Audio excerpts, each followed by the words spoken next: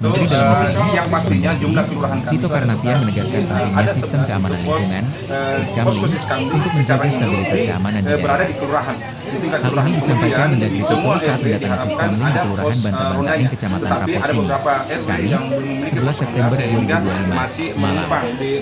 Tito Karnavian didampingi Wali Kota Makassar Munafi Arifudin, Sekda Andi Zulkifli dan Camat Rapocini Amin. Kemudian yang hadir di Kata Tito, posko Siskamling yang berjalan konsisten akan menjadi benteng pertama dalam mencegah potensi gangguan keamanan. Kalau sudah ada aksi membakar, merusak, dan menjarah, itu tidak bisa ditoleransi.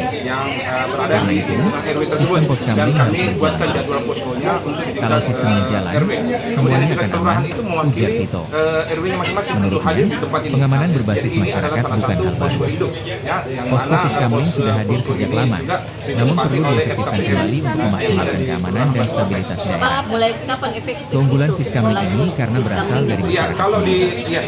Mereka tahu siapa warganya, siapa pendatang, dan bisa lebih cepat melapor jika ada yang mencurigakan, jelasnya. Ini lebih dekat dan lebih cepat dibanding harus menghubungi aparat yang mungkin tidak mengenal wilayah tersebut, tambah Tito berharap setiap RT dan RW di Makassar memiliki Poskamling ini.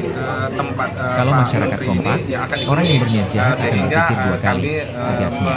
Sementara itu, Wali Kota Makassar Munafi Arifudin menyampaikan sudah memberikan instruksi hingga ke tingkat RT dan RW untuk menghidupkan kembali Siskamling. Ya, jadi aktivitasnya di sini Kita sedang mengaktifkan kembali sistem keamanan lingkungan. Warga harus jadi garda terdepan karena mereka yang paling mengenal daerahnya. Poskamling bukan hanya tempat menjaga keamanan, tapi juga sarana memperluas persaudaraan, kata Munafi. Ia menambahkan, pembangunan Poskamling akan dilakukan bertahap. Kemudian mereka tugasnya itu adalah mendeteksi kerawanan yang ada di tingkat RT dan kelurahan. Mereka ketika ada kerawanan di tingkat RT dan RW itu mereka akan melaporkan di posko induk ini.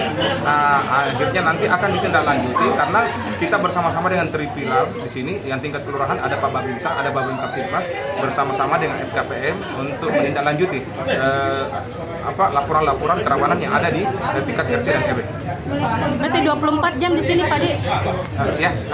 Jadi kalau poskonya di sini itu secara efektif itu pada pukul 19 ya 19.30 setelah salat Isya sampai dengan larut malam. Jadi pada saat terjadinya demonstrasi yang anarkis itu kami melaksanakan posko selama 24 jam. Jadi kami bagi 3 shift yang ada di semua kelurahan sekecamatan Rapocini. Ya, ini edaran kita sudah turun di semua tingkatan untuk membentuk RT Siskamling. Kita lagi mencoba untuk bagaimana mengaktifkan kembali sistem keamanan lingkungan ini, di mana yang bertanggung jawab adalah masyarakat yang ada di setempat, masyarakat yang bisa mengidentifikasi siapa orang-orang yang ada di daerahnya, masyarakat yang tahu kemana ketika ada terjadi sesuatu, masyarakat yang bisa memberikan informasi-informasi tentang yang detail terhadap daerahnya. Ini yang kita harapkan sehingga sistem keamanan ini bisa merekatkan masyarakat yang ada di wilayah itu. Bukan hanya menjaga keamanan secara internal, juga menjaga keamanan secara eksternal. Bagaimana Pak pembangunannya di setiap RT? Kita akan lihat ada beberapa yang sudah jadi, ada juga yang masih menumpang, tetapi selalu harus ada wadah untuk tempat bertemu dan berkumpul dan berdiskusi. Bukan berkumpul lalu masing-masing main handphone, gitu kan? Nah, artinya tidak ada pola komunikasi yang terjalin di situ. Nah, itu kita mau ini adalah sarana juga untuk lebih mempererat persaudaraan yang ada di warga, terutama orang-orang yang baru datang ke warga itu untuk bisa membaur lebih cepat di tengah-tengah masyarakat.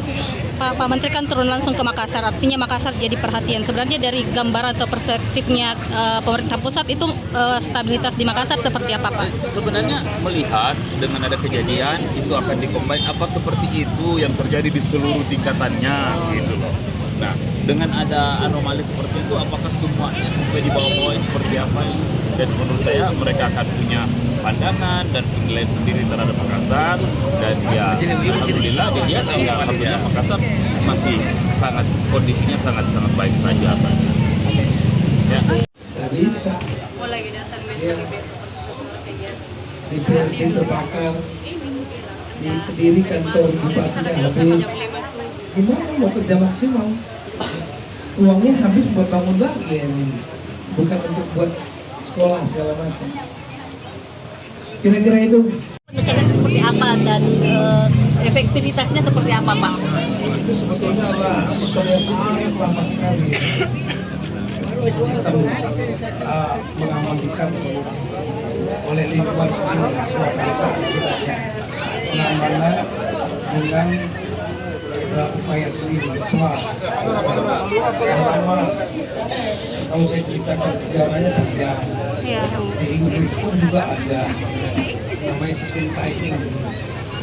Tithing itu dibentuk oleh masyarakat untuk mengamankan masyarakat. Setiap 10 keluarga, setiap 100 keluarga namanya England, setiap 1000 keluarga namanya Shire. Nanti yang memimpin namanya Shire, disebut Sheriff. Kita pun juga ada di Jawa dulu namanya Jagabaya, sebelum ada polisi dan lain-lain. Jadi sistem ini dari dulu sudah lama berkembang di Indonesia. Beberapa waktu yang lalu cukup banyak ya. Meskipun ada lembaga resmi pengaman penegak hukum dan menjaga keamanan mulai kepolisian, ada teman-teman TNI ataupun yang lain. Tapi upaya-upaya Surakarsa ini juga baik memiliki keunggulan. Keunggulannya dia berasal dari masyarakat sendiri. Mereka mengenal daerahnya, mengenal orang-orang yang ada di lingkungan itu. Di RT kan sudah sering kenal. Kalau ada orang asing masuk, apalagi kalau orang itu mau berbuat buruk, dia bisa tanya. Kan ada dulu istilah wajib lapor 24 jam. Tingkat RW sama, RW saling kenal, yang tahu wilayah itu adalah masyarakat di daerah itu sendiri. Sampai tingkat kelurahan, tingkat desa. Nah, jadi dengan adanya sistem seperti ini, selain juga memberikan rasa aman dari masyarakat lebih baik karena dilayani oleh orang yang dikenal. Di samping itu kan jumlah aparat keamanan kan kadang-kadang nggak cukup dibandingkan luas wilayah Indonesia yang luas ini. Nah, kemudian kalau seandainya juga masyarakat kompak, orang-orang yang mau berbuat jahat, ya, mencuri segala macam, mau berbuat onar di daerah itu, mikir juga. Kalau masyarakatnya kompak, kemarin seperti kasus di Bekasi, itu mau ada yang mau kelompok yang mau bakar segala macam, tapi masyarakat kemudian melakukan proteksi daerahnya di kompleknya, lari. Kemarin Pak ya. Kemarin. Ya nggak tahu di Bekasi ya. Nah itu. Pak, dengan kehadirannya di Makassar, melihat penjelasan tadi, menilai bagaimana posko di Makassar? Ya, tadi ada pos yang sudah memang sudah jalan, seperti yang ini. Ada juga yang dulunya ada tapi kemudian tidak aktif. Nah, yang tidak aktif ini yang dulunya ada itu diaktifkan kembali. Bila perlu dibangun yang baru, dibuat sistem yang rapi, dan kemudian tantangan utamanya nanti adalah pada waktu mau mulainya. Ya biasa masyarakat belum terbiasa toh. Tapi kalau sudah terbiasa jalan, kemudian ada yang curiga, mau melapor, malah yang paling dekat lapor sama pos. Meskipun saya tahu di wali kota ada sistem monitoring juga, di Polda, Polres, Tabes ada sistem monitoring juga. Tapi kan mungkin nggak kenal, harus telepon. Tapi kalau di pos dekat rumahnya, dia bisa langsung menyampaikan ini ada orang mencurigakan misalnya gitu. Itu lebih gampang, lebih dekat, dan dia ada kenal dengan orang yang ada di pos itu. Kira-kira seperti itulah. Pak, targetnya seperti apa Pak? Pendirian pos kamling di seluruh Indonesia bisa didirikan sampai kapan? Ya bertahap ya, terus menerus. Kita harapkan semua setiap RT itu ada posnya. Berarti Pak, Setiap RT, setiap RW, setiap kelurahan, setiap desa ada. Pak, malam ini melihat bahwa di pemerintah Kota Makassar sudah menjalankan ini sesuai dengan arahan Pak Mendagri. Iya, 2 kali saya melihat, satu tadi di Panakukang, di Minamina, Sabura, janganlah untuk bisa berbuat Pak. Biasanya nanti yang sulit itu awalnya bagi yang belum aktif ya, awalnya aja. Tapi jangan ditangkap, habis itu dikebukin mati. Kasus kita, kasus itu hati-hati. Terakhir mungkin kalau benar kita boleh foto pemadam motor, tetapi dia 3 roda. Jadi distanbykan di tempat ini minimal 1 atau 2. Jadi ketika ada terjadi kebakaran di sekitar Kelurahan Batamantai itu cepat ditangani oleh pemadam motor kami. Ini jadwal posko yang ada. Selanjutnya kami tetap mengontrol Pak Mendagri. Jadi kami ada checklist bagi teman RT RW yang tidak ada daftar poskonya Pak, bukunya. Di sini dia harus tulis. Setelah 1 minggu kami ambil, Senin kami checklist lagi untuk intens dalam jaga posko. Mungkin gambaran singkat kami terkait wilayah. Terima kasih. Assalamualaikum warahmatullahi wabarakatuh.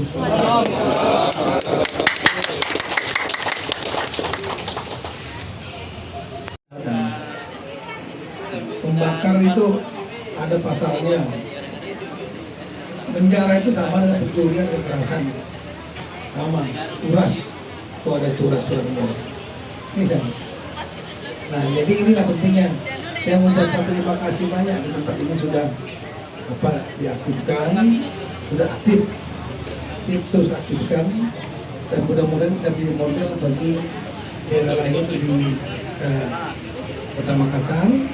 Tadi juga saya sampaikan kepada para bupati se-Sulawesi untuk semuanya hidupkan kembali.